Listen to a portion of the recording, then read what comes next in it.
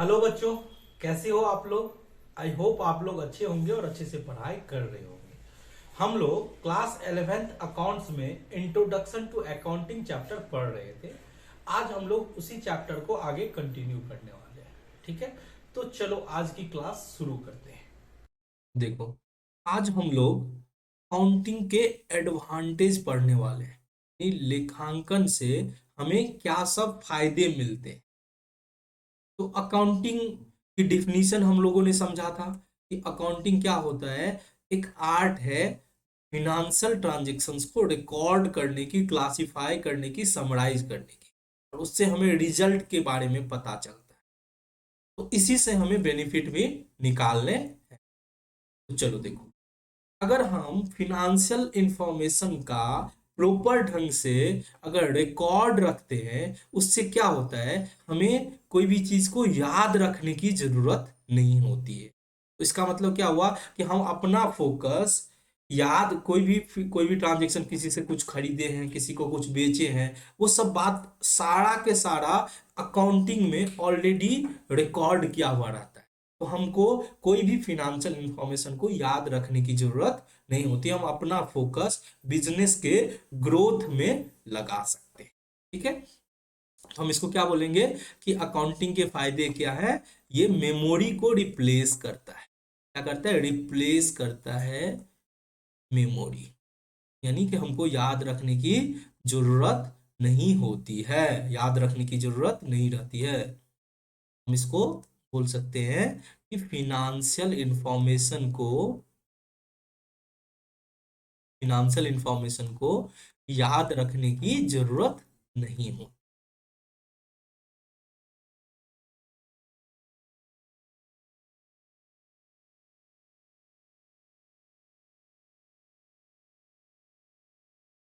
ठीक है, चलो, ये तो क्लियर हो गया। इसमें तो कोई लॉजिक नहीं है। ठीक है, सिंपल सी बात है कि अगर अकाउंटिंग करते हैं तो सारे ट्रांजेक्शन्स ऑलरेडी रिकॉर्ड रहते हैं, और रिकॉर्ड रहते हैं तो हमको उसको याद रखने की जरूरत नहीं होती। दूसरा बेनिफिट क्या हो सकता है? दूसरा बेनिफिट होगा कि हम ट्रांजेक्शन्स को क्या करते हैं, अकाउंटिंग में सिस्टमैटिक ढंग से पूरे कंप्लीट इंफॉर्मेशन को सिस्टमैटिक ढंग से क्या करते हैं, रखते हैं। इससे हमें क्या होता है कि हमें हमारे पास कंप्लीट और सिस्टमैटिक फिनेंशियल इंफॉर्मेशन मिल जाते हैं। क्या प्रोवाइड करता है? ये प्रोवाइड करता है provide complete and systematic financial information. Complete and systematic financial information.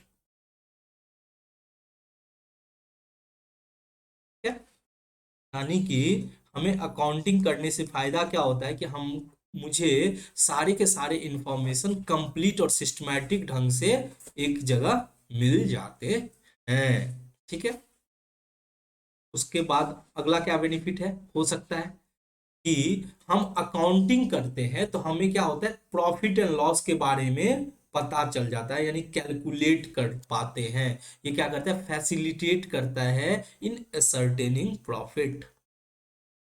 Facilitate in ascertaining profit, profit की गणना कर पाते हैं अकाउंटिंग के थ्रू।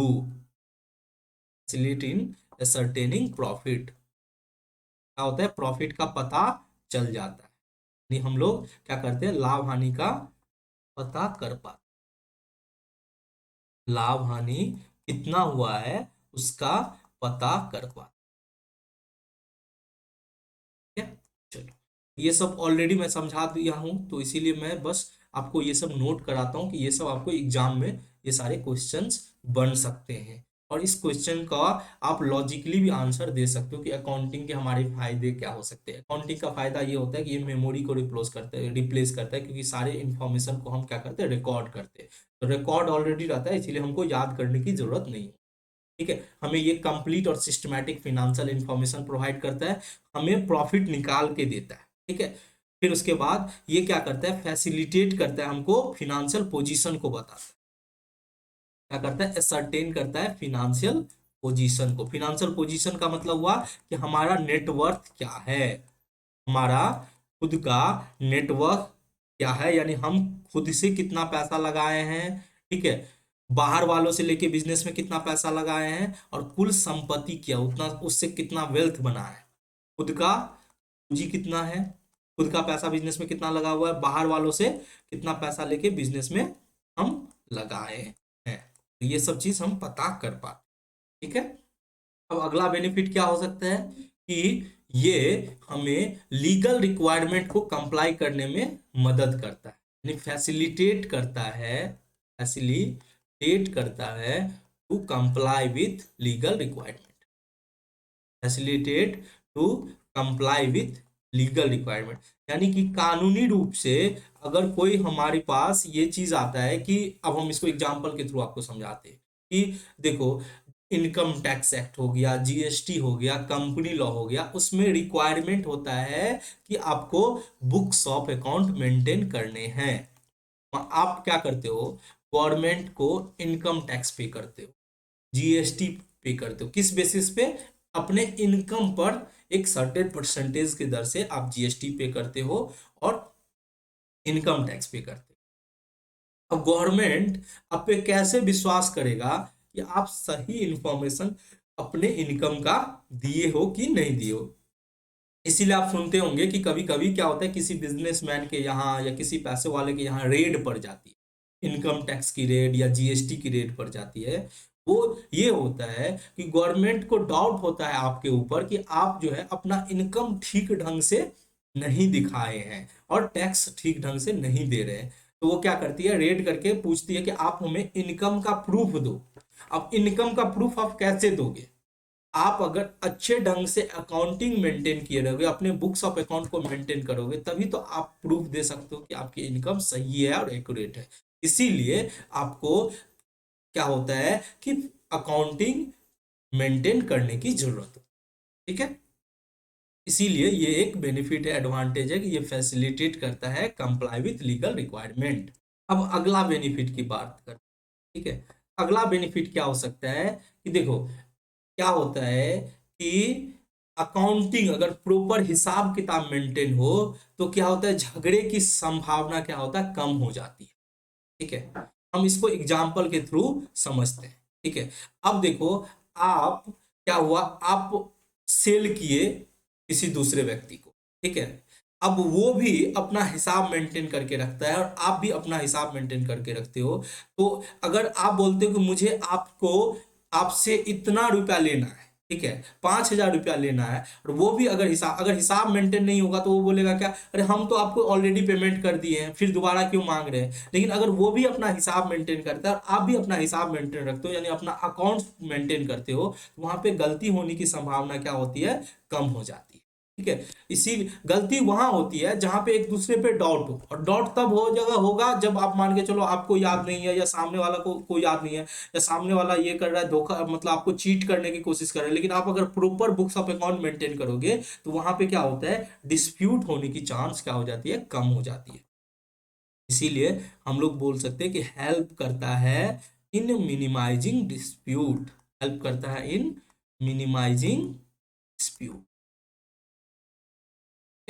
डिस्प्यूट को रोकने में। डिस्प्यूट मतलब समझते हो ना, झगड़ा, नहीं, वाद विवाद जो होता है उसको रोकने में ये अकाउंटिंग क्या करता है, हमारी मदद करता है। ठीक है, चलो अब बात करते हैं अगला क्या बेनिफिट हो सकता है। देखो, अगला अकाउंटिंग मेंटेन करने से क्या होता है, अगला बेनिफिट होता है कि मैनेजमेंट को असिस्ट करता है डिसीजन लेने में। क्या करता है, असिस्ट करता है मैनेजमेंट को मदद करता है डिसीजन लेने में। अब आप बोलोगे कि सर कैसे मदद करता है, असिस्ट करता है मैनेजमेंट को टू टेक डिसीजन।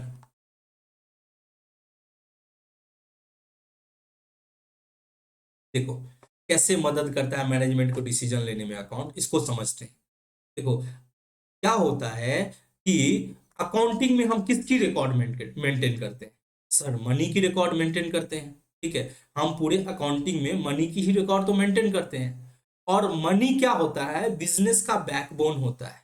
ठीक है, बिजनेस को अगर आगे बढ़ाना है, बिजनेस को ग्रोथ करना है, बिजनेस का क्या बोलते हैं, बिजनेस को हमको आगे ले जाना है, तो उसके लिए हमको मनी की जरूरत होगी।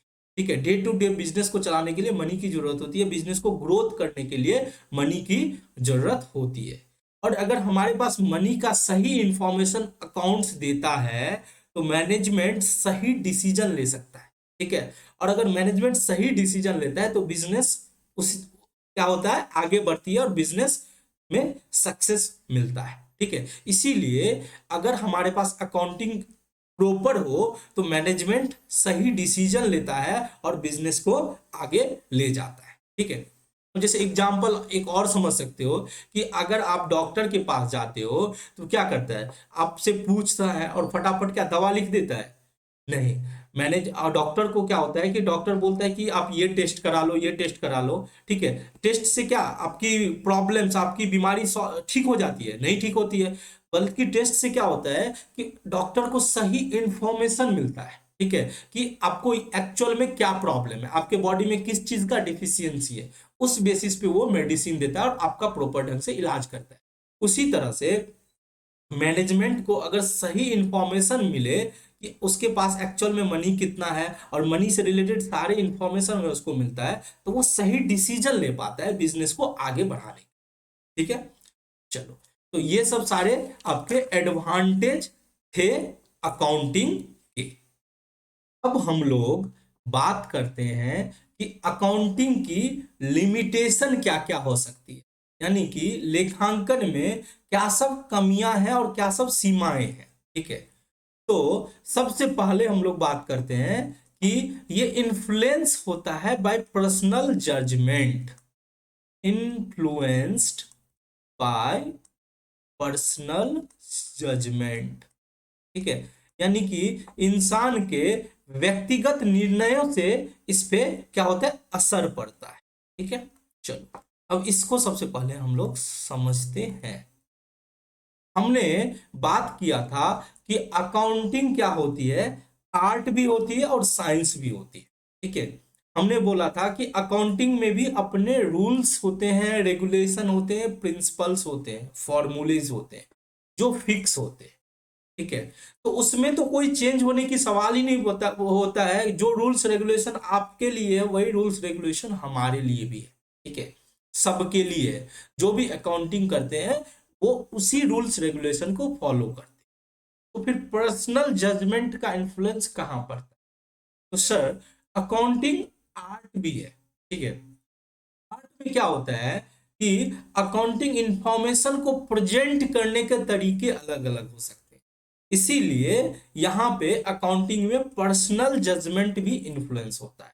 यानी कि लोग अकाउंटेंट अपने अपने हिसाब से, अपने पर्सनल जजमेंट के हिसाब से डेटा को प्रेजेंट करते हैं। ठीक है, तो इसीलिए पर्सनल जजमेंट भी इन्फ्लुएंस होता है। ठीक है, ये चीज समझ में आ गया होगा आप लोग को। अब देखो, जैसे कि अकाउंट्स में हम आगे चल के पढ़ेंगे अकाउंटिंग अजम्पशंस, हम लोगों को कुछ अजम्पशंस लेने पड़ते हैं। ठीक है, उसके बेसिस पे अकाउंटिंग करते हैं। तो अजम्पशंस क्या होता है, कोई कुछ ले सकता है, कोई कुछ अलग ले सकता है अजम्पशन। जैसे कि हम एक बात एग्जांपल लेते हैं डिप्रिसिएशन की। ठीक है, हमको मान के चलो आपके कंप्यूटर पे डिप्रिसिएशन चार्ज करना। ठीक है, आपको लगता है कि सर मेरा कंप्यूटर 10 साल चलने वाला है, अब मुझे लगता है कि आपका कंप्यूटर 6 साल ही चलेगा। ठीक है, तो आपने एजम्पशन लिया कि हमारे कंप्यूटर की लाइफ 10 साल हो सकती है। ठीक है, मैंने एजम्पशन लिया कि आपके कंप्यूटर की लाइफ 6 साल हो सकती है। तो यहाँ पे एजम्पशन क्या हो रहा है कि आपके पर्सनल जजमेंट और हमारे पर्सनल जजमेंट पे क्या हो रहा है, चेंज हो रहा है, वेरी कर रहा है।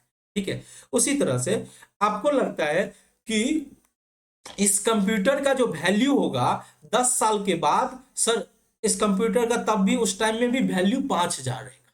ठीक है, ₹5,000 इसका स्क्रैप वैल्यू रहेगा, यानी कि बचा हुआ 10 साल यूज भी करेंगे तब भी उसका वैल्यू 5,000 रहेगा। लेकिन मेरे को लगता है कि आपके कंप्यूटर का वैल्यू जो है उसके लाइफ खत्म होने के बाद 2,000 ही रहेगा। तो आपने उसको एज्यूम किया 5,000, मैंने एज्यूम किया 2,000। तो यहाँ पे क्या हो रहा है, पर्सनल जजमेंट की वजह से क्या हो रहा है, इंफॉर्मेशन चेंज हो रहा है। ठीक है, इसीलिए ये बोला गया है कि ये अकाउंटिंग का एक लिमिटेशन है कि पर्सनल जजमेंट इन्फ्लुएंस करता है अकाउंटिंग के इंफॉर्मेशन को। ठीक है, अब हम लोग बात करते हैं दूसरा लिमिटेशन। दूसरा लिमिटेशन क्या हो सकता है कि अकाउंटिंग इनकम्प्लीट इंफॉर्मेशन प्रोवाइड करता है। ठीक है, क्या बोलता हूं, इनकम्प्लीट इंफॉर्मेशन। अब सर आप बोलोगे सर अकाउंटिंग इनकम्प्लीट इंफॉर्मेशन कैसे प्रोवाइड करता है। ठीक है, चलो इस चीज को हम लोग समझते हैं। ठीक है, अब देखो मैंने बोला ये आपका करेंट ईयर है, अभी कौन सा साल चल रहा है, 2022 चल रहा है। ठीक है, मैं मान के चलता हूं कि ये अभी 2022 की डेटा है। ठीक है, अब इस सॉरी 2022, इससे पहले कौन सा ईयर था, 2021। ठीक है, आगे कौन सा ईयर है, 2023। ठीक है, अब देखो हमको अकाउंटिंग क्या होगा, पिछले साल की इंफॉर्मेशन दे सकता है और करंट ईयर की इंफॉर्मेशन देता है, बट आगे की इंफॉर्मेशन क्या ये करेक्ट दे पाएगा, क्या अकाउंटिंग ये प्रिडिक्ट कर पाएगा कि 2023 में हम कितना प्रॉफिट कमाने वाले हैं, 2025 में हमारा बिजनेस चलेगा भी कि नहीं चलेगा, क्या ये इंफॉर्मेशन प्रिडिक्ट कर सकता है। क्योंकि अकाउंटिंग हमें प्रीवियस और करंट ईयर तक की इंफॉर्मेशन देता है, आगे की इंफॉर्मेशन नहीं देता है, इसीलिए हम सही डिसीजन कभी कभी नहीं ले पाते, क्योंकि हमको फ्यूचर की इंफॉर्मेशन के बारे में हमको पता ही नहीं रहता है। इसीलिए हम बोलते हैं कि अकाउंटिंग हमें कंप्लीट इंफॉर्मेशन नहीं देता है। अकाउंटिंग हमें पास्ट की इंफॉर्मेशन तो देता है लेकिन फ्यूचर की इंफॉर्मेशन नहीं देता है। ठीक है, चलो अब देखो नेक्स्ट लिमिटेशन क्या होता है अकाउंटिंग की। तो आप जानते हो कि अकाउंटिंग क्या होता है, ओनली फिनेंशियल इंफॉर्मेशन जिसको मनी के रूप में मेजर करते हैं उसी की रिकॉर्डिंग करता है, उसी की अकाउंटिंग किया जाता है। तो ये भी एक लिमिटेशन है कि हमें केवल फिनेंशियल इंफॉर्मेशन के बारे में पता चल पाता है। अब बिजनेस में अलग दूसरे भी, जैसे कोई इमोशनल इंफॉर्मेशन है या कोई दूसरा इंफॉर्मेशन है जिसका संबंध मनी के रूप में मेजर नहीं हो सकता है, उसकी अकाउंटिंग नहीं कर सकते हम लोग। ठीक है, तो हम ये बोल सकते हैं कि अकाउंटिंग क्या करता है, only provide financial information, only provide financial information which can be measure in term of money. तो हमको केवल वही इंफॉर्मेशन प्रोवाइड करता है, only provide financial information which can be measure in terms of money, जिसे हम मनी के रूप में मेजर करते हैं, केवल वही इंफॉर्मेशन प्रोवाइड करता है, which can be measure in terms of money. तो समझ में आ गया कि हमें केवल अकाउंटिंग वही सारी इंफॉर्मेशन देता है जिसे हम मनी के टर्म में मेजर कर सकते हैं, बाकी कोई दूसरा इंफॉर्मेशन हमें प्रोवाइड नहीं करता है। ठीक है, चलो अब नेक्स्ट लिमिटेशन क्या हो सकती है। अब देखो पहले फिनेंशियल इंफॉर्मेशन प्रोवाइड करता है, लेकिन फिनेंशियल इंफॉर्मेशन की रिकॉर्डिंग करता है वो अकाउंटेंट तो इंसान है, वो भी गलती कर सकते हैं। कभी कभी क्या होता है, एरर हो जाता है और ओमिशन होता है। एरर और ओमिशन को समझो, एरर मतलब होता है गलती, ठीक है, गलती हो जाना, और ओमिशन मतलब छूट जाना। ठीक है, एरर का मतलब क्या होता है, गलती, और ओमिशन का मतलब होता है कि छूट जाना। ठीक है, तो कभी कभी क्या हो जाता है, एरर भी हो सकता है और ओमिशन भी हो सकता है ऑफ फिनेंशियल इंफॉर्मेशन। कोई फिनेंशियल इंफॉर्मेशन है जिसको रिकॉर्ड करने में क्या हो गया, गलती हो गई या वो इंफॉर्मेशन छूट गया, ठीक है, रिकॉर्ड करने के लिए, तो ये एक लिमिटेशन है। ठीक है, तो ये सब सारी लिमिटेशन है अकाउंटिंग की। पहला तो अकाउंटिंग क्या होता है, पर्सनल जजमेंट से इन्फ्लुएंस होता है, क्योंकि हम अकाउंटिंग में बहुत सारे अजम्पशन लेते हैं और वो अजम्पशन क्या हो सकता है, पर्सन टू पर्सन चेंज हो सकता है। ठीक है, उसके बाद बात करते हैं इनकम्प्लीट इंफॉर्मेशन। इनकम्प्लीट इंफॉर्मेशन कैसे है, तो सर इसमें अकाउंटिंग हमें पास्ट इंफॉर्मेशन दे सकता है और करंट इंफॉर्मेशन दे सकता है। अकाउंटिंग कभी भी फ्यूचर को प्रिडिक्ट नहीं कर सकता है, इसीलिए हम ये बोलते हैं कि अकाउंटिंग हमें प्रॉपर कंप्लीट इंफॉर्मेशन नहीं दे रहा है, इनकम्प्लीट इंफॉर्मेशन दे रहा है। ठीक है, अगला लिमिटेशन क्या है, तो सर अगला लिमिटेशन है कि अकाउंटिंग हमें केवल वही इंफॉर्मेशन प्रोवाइड करता है जिसे हम मनी के फॉर्म में मेजर कर सकते हैं। ठीक है, यानी हमें केवल फिनेंशियल इंफॉर्मेशन प्रोवाइड करता है, बाकी कोई दूसरा इंफॉर्मेशन प्रोवाइड नहीं करता है। ये भी एक लिमिटेशन है अकाउंटिंग। ठीक है, चलो अब अगला क्या है, सर अगला ये है कि फिनेंशियल इंफॉर्मेशन को रिकॉर्ड करता है अकाउंटिंग, लेकिन अकाउंटिंग कौन करता है, एक इंसान ही तो करता है, अब एक अकाउंटेंट भी तो करता है, उससे गलती हो जाती है, कभी कभी उससे कोई इंफॉर्मेशन ऐसा होता है कि छूट जाती है, तो ये भी एक लिमिटेशन है। ठीक है, चलो आई होप आपको अकाउंटिंग की लिमिटेशन यानी लेखांकन में क्या क्या गलतियां हैं, क्या क्या कमियां हैं, वो समझ में आ गई होगी। ठीक है, अब हम लोग बात करते हैं अकाउंट्स के टाइप की, कि कितने टाइप के अकाउंटिंग हो सकते हैं। उसी को बोला जाता है कि कितने टाइप के ब्रांच होते हैं अकाउंटिंग के। ठीक है, तो सबसे पहला और सबसे इंपॉर्टेंट होता है फिनांशियल अकाउंटिंग। फिनांशियल अकाउंटिंग, ठीक है, इसको हम लोग बोलते हैं वित्तीय लेखांकन। ठीक है, इसको क्या बोलते हैं? वित्तीय लेखांकन। देखो, यही अकाउंटिंग आपको पूरे 11th और 12th में आपको पढ़ने को मिलेगी। ठीक है, तो हम लोग जो पूरा प्रॉपर अकाउंट आपका जो सब्जेक्ट है वो इसी अकाउंटिंग पे डिपेंड करती है, यानी इसी अकाउंटिंग को हम लोग क्लास 11th और 12th में पढ़ने वाले। ये अकाउंटिंग क्या होती है सर? तो आप ऑलरेडी इसकी डिफिनीशन पढ़ चुके हो कि इस अकाउंटिंग में हम लोग फिनेंशियल ट्रांजैक्शंस की रिकॉर्डिंग करना, उसका प्रॉपर क्लासिफिकेशन करना उसके नेचर के हिसाब से, फिर उसको समराइज करना, ठीक है, उसके बाद रिजल्ट का एनालिसिस और इंटरप्रिटेशन करना। यही हम फिनेंशियल अकाउंटिंग में सीखने वाले हो हैं अपने क्लास 11th और 12th के दौरान। तो ये सबसे आपका इसी के बारे में हम लोग आगे भी चर्चा करेंगे। ठीक है, और बाकी सब जो टाइप्स हैं बस आप उसको नाम बस आप उसको याद रखेंगे। ठीक है, कि कभी आपको क्वेश्चन आ सकता है कि अकाउंटिंग के कितने टाइप होते हैं, तो बस उसके बारे में आपको थोड़ा बहुत जानकारी होना जरूरी है। ठीक है, चलो अब अगला टाइप क्या है? Cost accounting.